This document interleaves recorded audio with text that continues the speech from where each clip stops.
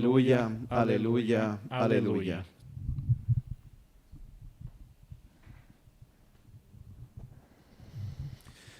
O Senhor esteja convosco, Ele está no meio de nós. Proclamação do Evangelho de Jesus Cristo, segundo Marcos. Glória a vós, Senhor. Depois que João Batista foi preso, Jesus foi para a Galileia pregando o Evangelho de Deus e dizendo: o tempo já se completou e o reino de Deus está próximo. Convertei-vos e crede no Evangelho. E passando à beira do mar de Galileia, Jesus viu Simão e Andrés, seu irmão, que lançavam a rede ao mar, pois eram pescadores. Jesus lhes disse: segui-me e eu farei de vós pescadores de homens. E eles, deixando imediatamente as redes, seguiram a Jesus. Caminhando mais um pouco, viu também Tiago e João, filhos de Zebedeu. Estavam na barca consertando as redes e logo os chamou. Eles deixaram seu pai Zebedeu na barca com os empregados e partiram seguindo Jesus. Palavra da salvação. Glória a vós, Senhor. Então, hoje vimos e escutamos essa passagem, não? De Jesus chamando os seus primeiros discípulos. Também semana passada nós escutávamos quando Jesus encontrou João Batista e aí estavam Pedro e André, também Tiago e João, porque eram discípulos do Batista, não? De João Batista. Mas o que aconteceu foi que apenas foram as primeiras vezes que conheceram Jesus. O chamado de Jesus não aconteceu assim uma só vez, que Jesus falou uma palavra, eles deixaram tudo e seguiram. Não, temos que verlo como um processo. Eles se conheceram lá, depois apressaram a João Batista.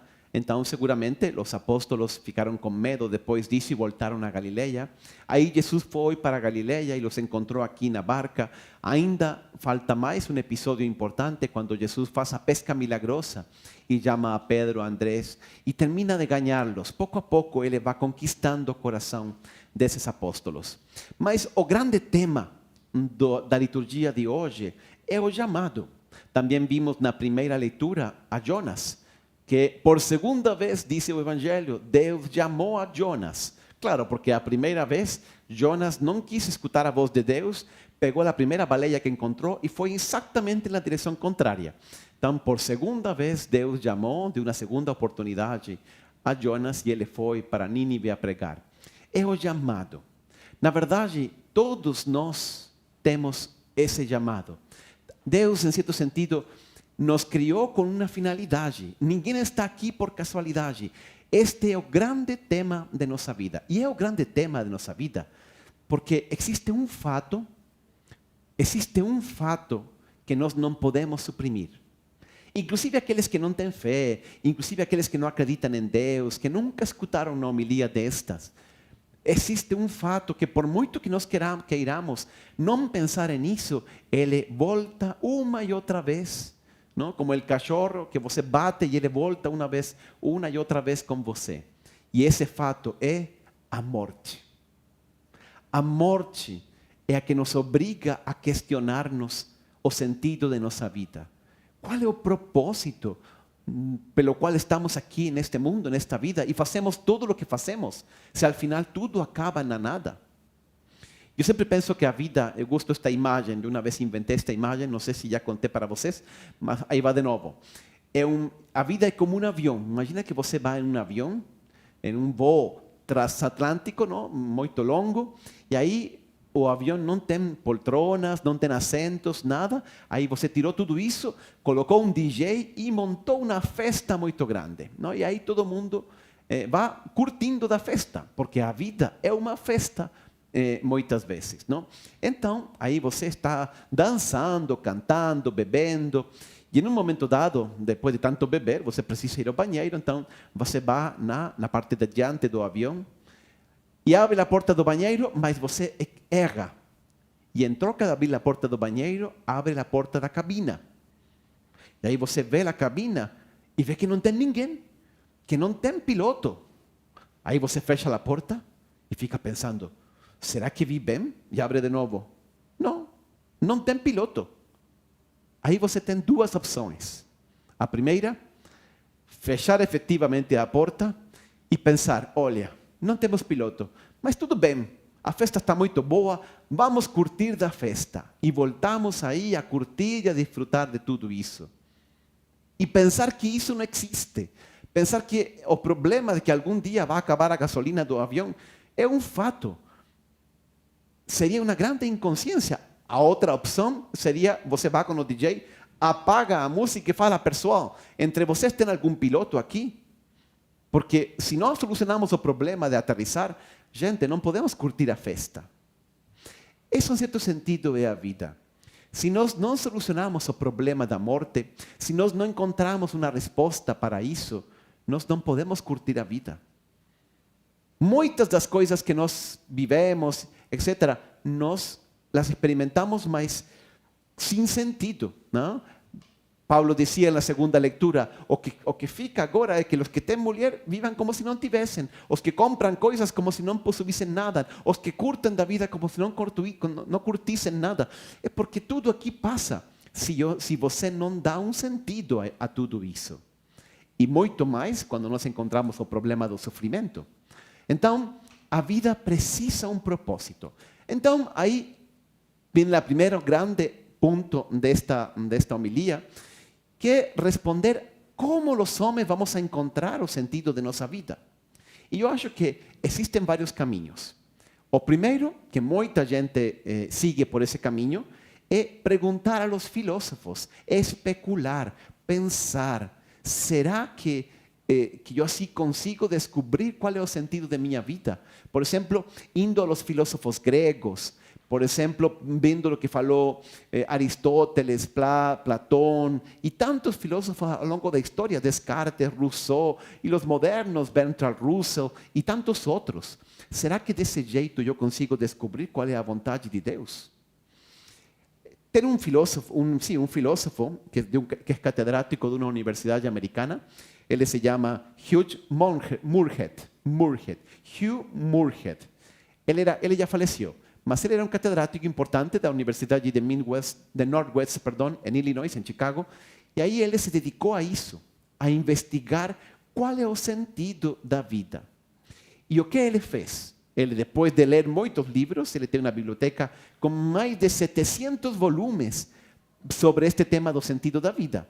Aí ele escreveu cartas a 250 personagens importantes, pensadores, filósofos, para que eles falassem qual era o sentido da vida. E aí ele recolheu todas essas respostas e depois publicou um livro. Mas as respostas são muito interessantes. Um novelista, por exemplo, respondeu que ele tinha procurado toda a sua vida, mas que não podia responder porque ainda não encontrou uma resposta. O famoso poeta Thomas Eliot, respondeu que também tinha pensado muito nisso, mas ele era incapaz de colocar a resposta disso em uma folha. Então, que seria para outra oportunidade que responderia. Tem outro, um humorista. Olha, um humorista dizia assim, a vida é um túnel, a gente vai caminhando e à medida que mais avança, mais escuro fica o túnel. Ou seja, encontramos menos respostas e mais perguntas. Outro diz que a vida era como um cenário onde você tem que sair diante do público e começar a tocar o violino, mesmo que você nunca tenha praticado. E aí você tem que aprender na marcha, não? E um dos mais famosos filósofos, psicólogo neste caso, que respondeu para Moorhead foi Carl Jung, o discípulo de Freud. Carl Jung respondeu que ele tem um livro que se chama O Homem, não me lembro exatamente, mas era O Homem em Busca, não é Homem em Busca de Sentido, porque esse é de Viktor Frankl, mas tem um livro muito parecido. E ele respondeu para este autor, a verdade, não tenho a menor ideia. Então, o caminho da especulação, de tentar ler o que falaram os filósofos, então, é complicado, porque não chegamos a nenhuma solução. E você precisa muito tempo para ler tudo isso. Imagina que este Moorhead dedicou a sua vida inteira a estudar esse tema. Portanto, esse caminho da especulação, do estudo, não funciona. Nós não vamos encontrar o sentido de nossa vida por aí. O segundo caminho é os livros de autoajuda. Tem tanto livro por aí que diz assim, Você tem que colocar uma meta e perseguirla. Não desistir. Forme hábitos. Escreva suas prioridades. Enfim, te dar um monte de conselhos de como conquistar as grandes metas de tua vida. Não tem muito livro disso e alguns deles até podem ser bons, mas ter sucesso na vida, isso é o que esses livros te ajudam. Eles te ajudam a você dar certo e ter sucesso nas empresas, em los projetos que você empreende. Mas ter sucesso na vida é algo muito diferente de ter um propósito. Você pode ter muito sucesso e não ter um propósito, não ter encontrado o propósito de sua vida. Portanto, livros de autoajuda também não funcionam. Terceiro lugar, poderíamos falar assim: olha até o interior. Olha a interiorização. Eu diria que isto hoje está muito de moda, não? Vamos sentar-nos aí na posição de loto e tentar descobrir, perguntar a nosso coração, unir-nos à força, não, à energia da natureza, etc., e buscar essa resposta. Não funciona por um motivo muito simples. Nós não nos dimos a vida a nós mesmos. Nós não nos criamos a nós mesmos. Portanto, eu não posso encontrar a resposta de minha própria vida. Eu preciso um outro caminho. Estes três caminhos não funcionam. Eu preciso um outro. Se eu dou para você um invento que ninguém viu, imagina que eu te dou um aparelho, exatamente perguntar a Deus para que Ele nos criou. Ninguém está no mundo como um acidente, por casualidade. Não estamos aqui porque Deus nos criou com um propósito. Deus não faz as coisas de qualquer jeito. Eu fiz e errei, e então eu criei a pessoa por erro. Não. Todos nós fomos criados por Deus com um propósito. Eu me lembro muito de um casal amigo que me chamou um dia porque queriam conversar comigo. Então eu fui a jantar com eles. E aí o casal me planteou um problema. Eles estavam discutindo se ter ou não ter mais um filho. Eles tinham 2 filhos. E então estavam conversando sobre o terceiro, não? E então, obviamente, claro, ela queria e ele não, porque, padre, você sabe, os custos da vida e todas essas coisas, não? Então, lógico, o padre que falou, não, você tem que confiar em Deus. Vá para frente, Deus proverá tudo. E nada como dar a oportunidade a mais um filho de existir, de conhecer a Deus, de ir ao céu. Imagina, não tem comparação, é um grande dom. Tudo bem, então eles aceitaram. E aí passou um tempo e um dia eles me ligam: padre, vai chegar outro membro da família, só que não é um, são 3 e tiveram trigêmeos, não? Eles estavam ao princípio meio brincadeira, meio em sério, mas me queria quase que matar. Mas a história não é isso. A história é que eles nasceram 3, efetivamente, essa família passou de 2, passou a 5. E aí eles mandaram fazer um carrinho onde colocavam as 3 crianças e mandaram fazer também um macacão para cada uma delas. Então, quando iam no shopping, não, com as 3 crianças aí, o macacão do primeiro dizia: eu sou esperado. E el del lado, eu não. E o outro, eu também não. Ou seja, como se fosse uma coisa não planejada. Tudo bem, todo mundo brincava com eles, etc. Mas isso não é verdade. Pode ser que os pais não sabiam que veriam 3 filhos, mas para Deus não ter surpresas. Todos e cada um dos seres humanos que existimos no mundo fuimos amados e planejados por Deus desde toda a eternidade. Tudo foi criado, como dizia Paulo, por Ele e para Ele. Ninguém é um acidente. Existem pais por acidente, não filhos por acidentes. Todos nós temos um propósito. Deus não faz as coisas de qualquer jeito. Então, a grande pergunta aqui é: Padre, e agora? Como então nós encontramos o sentido, o propósito de nossa vida? Bom, eu diria que temos que fazer 3 coisas. A primeira de todas, e muito importante, nós precisamos ter um relacionamento com Cristo. Porque, como já dizia antes, o sentido o propósito de nossa vida não está dentro de nós. Nós não lo vamos a encontrar em filósofos, nem em livros de autoajuda, nem perguntando apenas a nosso coração. nós precisamos perguntar a Deus. Então, a primeira coisa é ter um verdadeiro relacionamento com Deus. Para isso, nós precisamos de oração. Para isso, nós precisamos ser amigos de Jesus. Padre, como se faz isso? Olha, Jesus respondeu para nós no Evangelho de João. Aí lemos que ele diz: vós sois meus amigos se praticai o que eu vos mando. Então, é fácil. Faça a vontade de Jesus.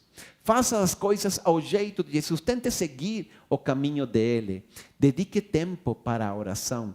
E você verá como cada vez esse relacionamento se vai aprofundando, se vai aproximando cada vez mais dele. E você vai começar a escutar a voz de Deus. Vai a descobrir a presença de Deus na sua vida. E como ele lhe vai guiando. E acredite, a todos Deus nos chama. Ninguém está nesta vida por erro, ninguém está por acidente. Deus vai te chamar, Ele tem um propósito para você, mas você, insisto, não encontrará em si mesmo, tem que encontrá-lo nele. E por isso, o primeiro passo é ter um autêntico relacionamento com Cristo. O segundo passo é estar em uma atitude de busca. Esto de atitude de busca também é muito importante.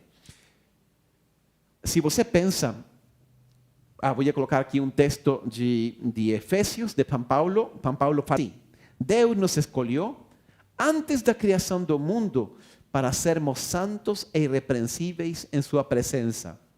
Em seu amor nos predestinou para sermos adotados como filhos por intermédio de Jesus. Então, nós temos um propósito e nós temos que estar buscando. Buscando significa na oração, a ver que Deus me fala. Buscando significa trabalhando efetivamente, colocando todo o que está no meu meio para poder tentar descobrir essa vontade de Deus. Muitas vezes eu posso sentir que Deus me chama em um caminho, então eu vou por aí. Deus fala às vezes através da escritura, Deus fala às vezes através da oração, Deus fala às vezes através das circunstâncias da vida, cada um de um jeito. Mas aí, então, eu tenho que estar nessa atitude de busca. Em terceiro lugar, nós temos que entender que nossa missão, o terceiro ponto é que nós temos que aprender a discernir a vontade de Deus. Discernir a vontade de Deus. Por quê? Porque temos que não apenas ter um relacionamento com Cristo, temos que estar em atitude de busca e temos que aprender a discernir. Ou seja, eu creio que para discernir valdria as seguintes ideias. Primeiro, você, se em busca do sentido de sua vida, não é apenas curtir da vida, não é apenas pensar em você mesmo. A vida tem um sentido quando ela é doada, quando ela está ao serviço dos outros. Um psicólogo dizia que a vida é como o óleo. O óleo não foi criado, não foi feito para enxergar si mesmo, mas para enxergar o mundo. Se um óleo se enxerga a si mesmo, por exemplo, porque tem uma catarata, etc., é que está doente. Então, o óleo tem que enxergar o mundo. Assim nossa vida, Deus nos deu a vida, mas não para nos curtir. Padre, me fala alguém, já descobri o sentido da minha vida. O sentido da minha vida é viajar e curtir e desfrutar de tudo. Não, esse não é um sentido da vida. Não, a nossa vida tem que estar ao serviço, tem que ser uma entrega aos outros. E não apenas isso. Tem um detalhe interessante nessa passagem do Evangelho que escutamos hoje, que é o seguinte: Jesus chama a Pedro e a André, a Tiago e a João, quando eles estão lavando as redes, quando eles estão com seus empregados, porque diz o Evangelho que eles eram pescadores. Eu diria, não apenas pescadores, eles eram empresários, eles eram empreendedores, eles tinham empregados, eles tinham várias barcas. E então Deus, eles não estão ociosos, eles não são pessoas que estão perdendo o tempo ou que simplesmente estão de braços cruzados. Eles têm um projeto de vida, eles estão realizando isso, mas eles também estão em busca. E aí é que eles se encontram com Cristo e Cristo los chama.